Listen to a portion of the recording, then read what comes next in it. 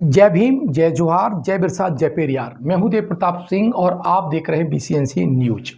आज इस वीडियो में हम बताएंगे कि अगर पुलिस वाले आपकी एफआईआर नहीं लिखते हैं या एसपी एफआईआर नहीं लिखते हैं तो हम क्या करें। जानते हैं, एससी एसटी खासकर वंचित समाज के जो लोग हैं उनके साथ न्याय नहीं होता है। एक तो अपराधी लोग उनके ऊपर अपराध करते हैं, साथ ही जब वो थाने में जाते हैं तब वो वहाँ पर छला हुआ महसूस करते हैं अगर वहाँ का संबंधित अधिकारी एफआईआर दर्ज नहीं करता है या उनके केस में न्याय दिलाने की कोशिश नहीं करता है। वीडियो को शुरू से लेकर एंड तक देखिएगा।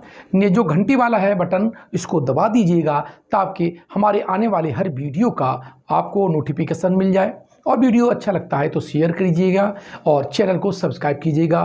खासकर भीम आर्मी के जो लड़के हैं ये अक्सर समाज के ऐसे केसेस में खड़े रहते हैं, उन्हें ये वीडियो देखना अत्यंत आवश्यक है। देख लीजिए कि होता क्या है कि अपराध हो जाता है। जब अपराध हो जाता है तो अब क्या कर सकते हैं कि आपके पास एक उपाय रहता है कि आप संबंधित थाने में जाएं। लेकिन उससे पहले क्या प्रक्रिया है वो मैं बारीक स्टेप बाय स्टेप बताऊंगा। उसको अगर फॉलो करेंगे तो आपकी एफआईआर जरूर लिखेंगी और अगर कोई एफआईआर नहीं लिखता है तो उस पर भी दंडिक कार्रवाई होगी। वीडियो को शुरू से लेकर एंड तक देखिएगा और बाकायदा समझिएगा। देखिए, सबसे पहले कोई मान लो कि ये स्थान है ये, और स्थान पर आपके साथ क्या हुआ, कोई कांड हो गया, ठीक है।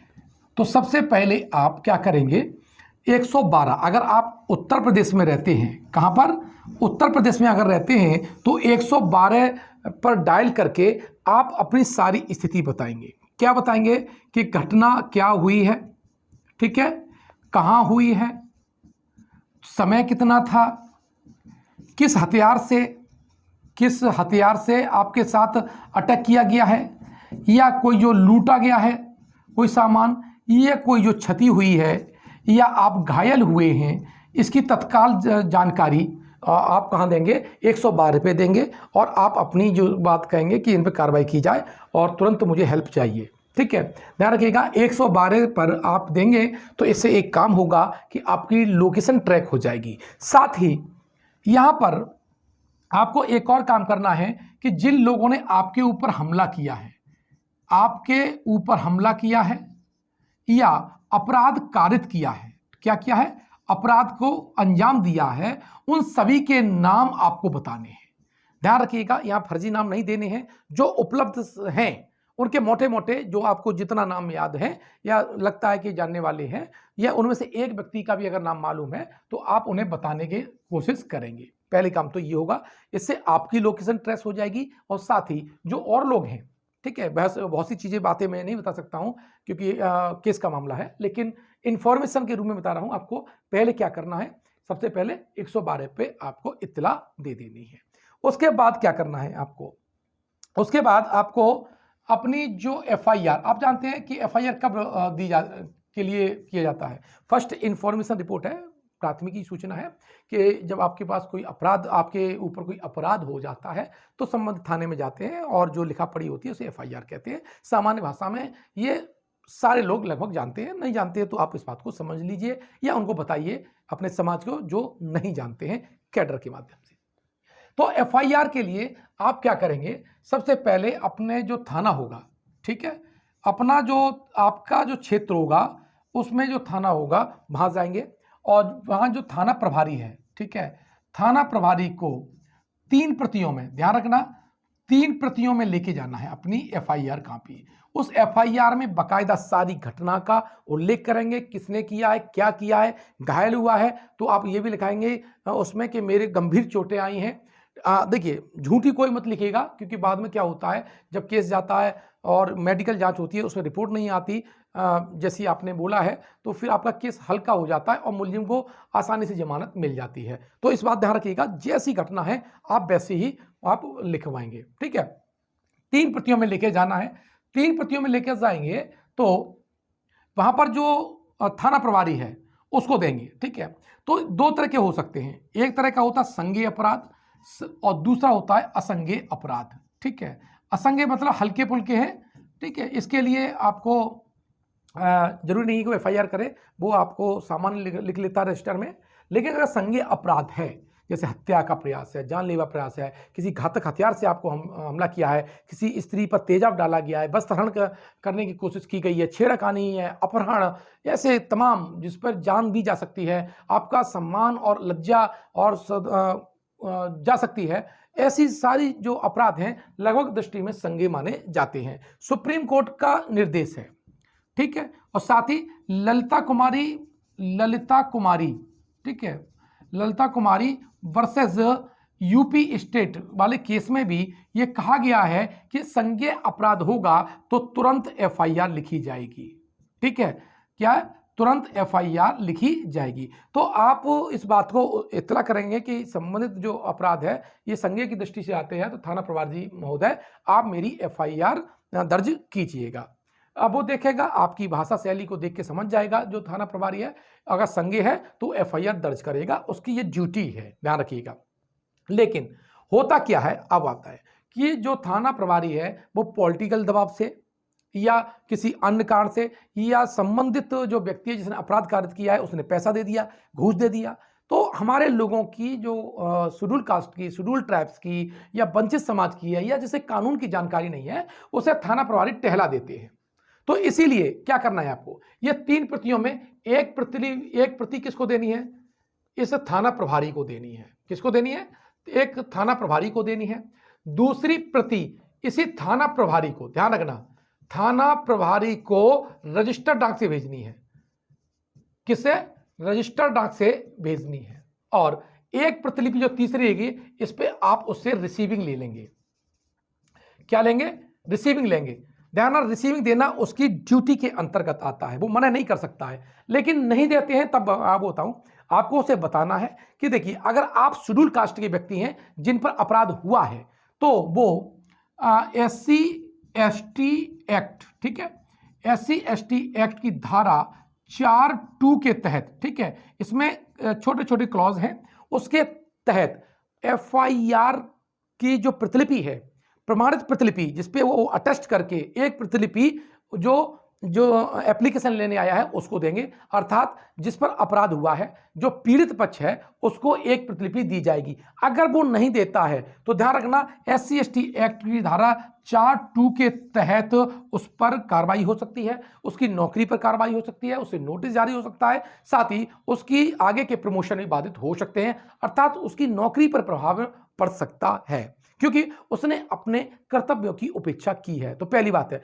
अगर नहीं देता है तो आप बताएंगे SC ST की धारा 4(2) के तहत आपकी देने की जिम्मेदारी है। यह तो हुई कानून की बात, लेकिन उसने क्या किया, आपकी प्रतिलिपि रख ली, कोई कार्रवाई नहीं की है या उसने FIR दर्ज नहीं की है, जबकि अपराध संज्ञेय कैसा है, प्रकृति का है। तब अब हम क्या करेंगे, तो 24 घंटे के बाद में देखिए, 24 घंटे के बाद ध्यान रखिएगा, सुप्रीम कोर्ट की गाइडलाइन है, माननीय सर्वोच्च न्यायालय की गाइडलाइन है कि किसी भी माध्यम से अगर संज्ञेय अपराध की सूचना आपको दी जाती है, किसी के द्वारा भी दी जाती है और आपके अधिकार क्षेत्र में है, तो आप उस पर FIR दर्ज कराएंगे। तो देखिए, पहली बात है, आप उसे बताएंगे थाना प्रभारी को, अगर आप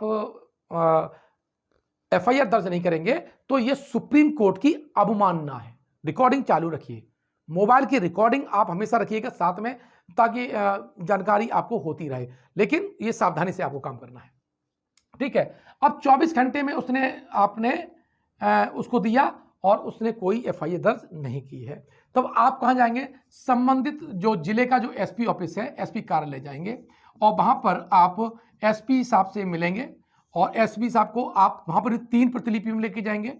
तो एक जो प्रतिलिपि है, ठीक है, एक जो प्रतिलिपि है वो किसको देंगे, SP महोदय को देंगे।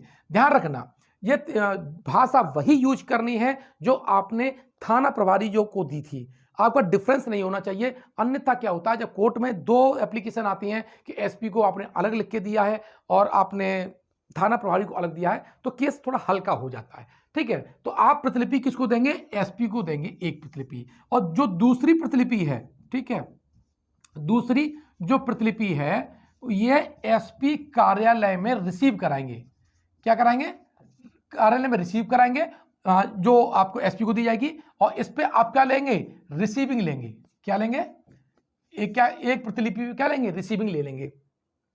साथ ही तीसरी, आप रजिस्टर्ड डाक से, ध्यान रखना, रजिस्टर्ड डाक से एसपी को ही भेजना है, एसपी को ही भेजना है, ताकि अगर इन्होंने आपकी डाक नहीं ली, रिसीविंग लेने से मना कर दिया, तो आपके पास एविडेंस रहे। और अगर एसपी भी अगर आपकी एफआईआर दर्ज नहीं करा पाता है, तो जब कोर्ट जाएंगे तो यही प्रतिलिपियां, जो ये रजिस्टर्ड डाक की जो इंफॉर्मेशन है, ये आपके लिए बहुत महत्वपूर्ण साबित होगी कोर्ट में। तो आपने ये समझ लिया होगा कहां जाएंगे हम, अगर 24 घंटे के बाद में एसपी ऑफिस जाएंगे, एसपी से मिलेंगे और वहां पर रिसीविंग कराएंगे, अपनी बात कहेंगे। तो अब होगा क्या, एसपी एफआईआर दर्ज करा लेता है। अक्सर ऐसा होता है कि अगर एसपी के पास आप गए हैं तो वो एफआईआर दर्ज करा देता है, लेकिन पॉलिटिकल जब मामला होता है तो क्या होता है, जैसे हाथरस केस आपका होगा, सारे कानून की, लेकिन सबसे हमारे कानून के जानकारों ने वहां एक विधिक लड़ाई जो लड़नी जानी चाहिए, वो पॉलिटिकल लड़ाई लड़ने पे तो चले गए, विधिक लड़ाई के लिए हम लोग कच्चे रह गए थे। हालांकि वो ये मैटर दूसरा मामला है, वो मैं किसी दिन अलग डिस्कस करूंगा केस स्टडी के रूम में। अब देखिए, अब एसपी ऑफिस में गए और वहां आपकी बात नहीं सुनी गई, अब ये मान लीजिए, तब आपको फिर एक वकील की आवश्यकता पड़ेगी, और जो आपके सामाजिक कार्यकर्ता वकील हैं, अच्छे वकील हैं, समाज के वकील हैं, आप उनसे मिल सकते हैं। अब वकील के माध्यम से आपको न्यायालय जाना है। क्या जाना है, न्यायालय जाना है, और न्यायालय जाएंगे तो वहां पर धारा 156(3) के तहत आप अपनी बात न्यायालय के समक्ष रखेंगे, ध्यान रखना, ठीक है। और वहां पर आप अपना परिवाद क्या कर सकते हैं, दावा कर सकते हैं, अपनी कंप्लेंट वहां पर दर्ज करा सकते हैं। अब वहां पर कोर्ट क्या कह सकता है, संज्ञेय अपराध है, अगर संज्ञेय वास्तव में अपराध है, अगर कारित किया गया है, तो वो एफआईआर का संबंधित विभाग, जो थाना प्रभारी है, एसपी ऑफिस है, उसको क्या कर सकते हैं, उसको एफआईआर करने का निर्देशित कर सकते हैं, और ऐसे में फिर आपकी एफआईआर दर्ज हो जाएगी, ठीक है। अगर असंज्ञेय है तो फिर आपकी वो जांच के लिए, सिंपल जांच के लिए भी वो कह सकते हैं, ठीक है। तो ये बात समझिएगा। यहां से एक चीज और है कि जो एसपी था उसने आपकी बात नहीं सुनी, जो थाना प्रभारी था उसने भी आपकी बात नहीं सुनी, तो आपको क्या करना है, इनके खिलाफ भी परिवाद डालना है कोर्ट में। ध्यान रखिएगा कि हमारे लोग क्या है, इनको छोड़ देते हैं तो इनके हौसले बहुत बढ़ जाते हैं, ये हौसले बढ़ जाते हैं, तो फिर ये जब अन्य घटना होती है तो उस पर भी ढीला ढाला रवैया अपनाते हैं। तो कानून में इसके पक्ष में क्या है, तो ध्यान रखिएगा, जो अगर आप शेड्यूल कास्ट के हैं, आप शेड्यूल कास्ट के हैं, शेड्यूल ट्राइब्स के हैं, तब आपके साथ क्या है, तब आप जो 4 उसकी धारा जो है एससी एसटी एक्ट की धारा, एससी एसटी एक्ट की धारा 4A के तहत इनका कर्तव्य है, संबंधित अधिकारी का कर्तव्य है कि अगर उसने जानबूझ करके, सॉरी कर्तव्य नहीं है, अगर कोई इनमें से व्यक्ति जानबूझ करके अपने कर्तव्यों की उपेक्षा करता है तो उसे 6 से लेकर के 1 साल तक की जेल हो सकती है, और उस पर एससी एसटी एक्ट के तहत क्या होगा, एससी एसटी एक्ट के तहत क्या होगी, कार्रवाई हो सकती है। साथ ही आप एसपी ऑफिस को भी, सॉरी यहां पर डीएम ऑफिस को भी लिखना है, आपको क्या करना है कि आपने जो शेड्यूल, जो डीएम से आप मिलेंगे कि आपने एससी एसटी एक्ट की जो कमेटी है उसके तहत मुझे न्याय दिलाइएगा। तो अगर जो डीएम ने वहां कमेटी गठित नहीं की होगी तो इसका जो दावा जब आपका कोर्ट में जाएगा तो आपका बहुत पक्ष मजबूत हो जाएगा, और उससे यह सिद्ध हो जाएगा कि डीएम ने, एसपी ने और थाना प्रभारी ने आपकी बात नहीं सुनी और ना ही उस पर कार्रवाई करवाई है। तो एससी एसटी एक्ट की जो कार्रवाई है, अगर आप शेड्यूल कास्ट के हैं तो एक्स्ट्रा ये कार्रवाई इन अधिकारियों के ऊपर हो जाती है, और अगर आप एससी एसटी एक्ट के व्यक्ति नहीं, वो एससी और एसटी व्यक्ति नहीं हैं, तो आपके पास धारा 156 के तहत ही केवल आप उस पर परिवाद प्रस्तुत कर सकते हैं। बस ये है कि शेड्यूल कास्ट और शेड्यूल ट्राइब के जो व्यक्ति हैं उनके लिए अलग प्रोविजन दिए हैं। इसीलिए जो सामंतवादी जो लोग हैं, जो अपराध करने वाले लोग हैं, जो शेड्यूल कास्ट पर, महिलाओं पर, शेड्यूल ट्राइब्स पर अपराध करना अपना जन्मसिद्ध अधिकार समझते हैं, ऐसे लोगों के हौसले बुलंद रहते हैं, उनको कंट्रोल करने के लिए ही एससी एसटी एक्ट आया है। एससी एसटी एक्ट उन लोगों के खिलाफ नहीं आया है जो अपराध नहीं करते हैं, ध्यान रखिएगा। ये उसी को दंडित करता है जो जानबूझकर के अपराध करते हैं, ये जिस मनोप्रवृत्ति के लोग हैं। तो इस तरह से मैंने आपको बताया किस तरह से ये परिवाद आप कोर्ट के माध्यम से एफआईआर दर्ज करा सकते हैं। लेकिन जब कोर्ट में जा रहे हैं तो ध्यान रखिएगा, आप एक कॉपी एससी, अगर आप शेड्यूल कास्ट के हैं तो जो SC ST जो आपका आयोग है केंद्र का और राज्य का, वहाँ आप जरूर भेजें ताकि आपका डॉक्यूमेंटेशन हो सके। दूसरा, मानवाधिकार आयोग भेजें कॉपी। और तीसरी, आप अगर महिला हैं तो महिला आयोग भेजें। और यहाँ पर संबंधित जो आपका CM है, DGP कार्यालय है और आपका राज्यपाल जो महामहिम राज्यपाल हैं उनके ऑफिस में एक एक प्रतिलिपि जरूर भेजें, ताकि ये जब सर्वे होता है तो कहाँ पर कितना अपराध हुआ तो उसकी सूचना जब आपके विभिन्न मंच पर रहेगी तो आयोग भी अपना एक रिकॉर्ड तैयार करता है, कितने आपके पास अपराध हुए हैं, कितने मतलब रिकॉर्ड उनका मेंटेन करना होता है, डेटा रखना होता है, उसके लिए ये जानकारी आवश्यक है। तो थोड़ा ये आप अगर भेज देंगे तो वहाँ पर आपका डेटा मेंटेन हो जाएगा और भविष्य में जब कोई सरकार कानून बनाती है तो ये डेटा बहुत महत्वपूर्ण होता है। तो अगर आप के पास के जानकारी में अगर वकील नहीं है, आपको सुविधा नहीं मिल पाती है, तो हमारे जो एक साथी हैं, जो अगर आप लखनऊ के आसपास के क्षेत्र में हैं तो हमारी जो एक साथी हैं नीलम जी, उनकी टीम है या, तो उनसे संपर्क कर सकते हैं। उनका जो नंबर है आपको दिखाई दे रहा होगा, इस जो स्क्रीन पर जो नंबर है उससे आप नीलम जी से संपर्क कर सकते हैं। और तमाम जो बहुजन समाज के शेड्यूल कास्ट के लिए और मानवता के लिए काम करने वाले वकील हैं, वो चाहे किसी भी कास्ट के हों, अच्छे वकील हर जगह उपलब्ध हैं, आप उनसे भी संपर्क कर सकते हैं। अगर आपको ये वीडियो अच्छा लगा है तो अपने उन भाई बंधु को जरूर भेजिए जो सामाजिक कार्यकर्ता हैं। अपने इस वीडियो को अपने सभी साथियों को इसे भेजिएगा। चैनल को सब्सक्राइब कीजिएगा।